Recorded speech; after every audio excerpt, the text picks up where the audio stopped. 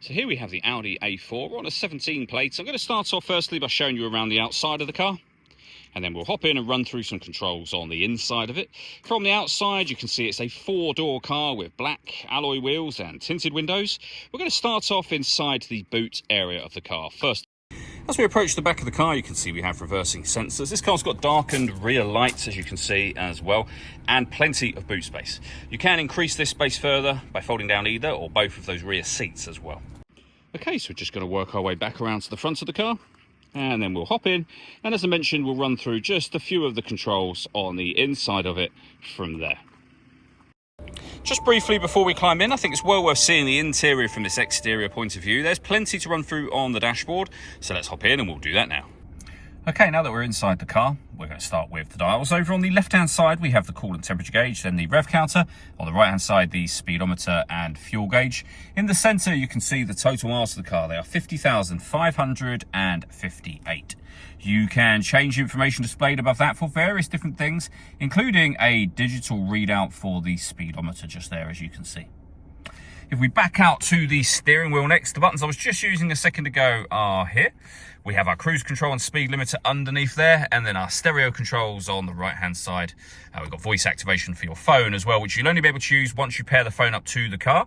And that is done over on the screen in the center just here. The menu that we are on at the moment is the Audi Drive Select menu. So you can put the car in comfort, auto so that it decides for you, dynamic and individual. Most of the time you'd probably have it on auto. Back at the main menu now. All of the movement you can see me making on the screen is being done using this dial just here. And the buttons that surround it relate to the left and right hand sides of the screen, which I'll show you in just a moment. You can go into certain menus directly from here. Radio, media, for example, nav and telephone. So we are now on the radio menu. The left hand side of the screen is accessed via that button that I mentioned, where you'll then find we've got DAB, AM and FM radio. Back to the main menu, under the media heading is where you'll listen to your own music. Again, left-hand side of the screen, and you can select your CD player, SD memory card, USB, auxiliary, Bluetooth audio, and Wi-Fi from here. Again, back to the main menu, you pair your phone under the telephone heading, of course, and this car has got satellite navigation. I'll show you on the map. Nice clear color display, as you can see. It's a very easy system to use. Working our way down from there, we have the 3-zone climate control. So passenger, driver, and then the rear of the vehicle. So you can adjust from up here the passenger temperature, the driver temperature. You can increase and decrease the fan speed. You can turn your air conditioning off, onto eco, and on from here. You can also determine where you'd like the air to be distributed.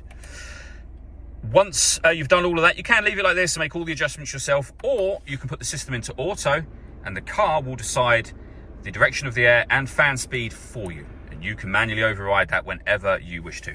Underneath that, we can turn our screen on and off, parking sensors on and off, traction control on and off, the stop and start on and off. This car's designed to cut out when it's stationary in traffic to save you fuel. That system is off when that light shows. The drive select arrows will take you to that menu we started on that main screen. We have a 12-volt charging socket. This button starts and stops the engine. We have 2 cup holders, the gear lever for the 6-speed manual gearbox, an electronic handbrake, and then the volume for the stereo over here. All that leaves me to say is thank you for taking the time to watch this video. If you'd like to come and see the car for yourself and have a test drive, please feel free to give us a call here at Surrey Specialist Cars. We'd love to hear from you soon.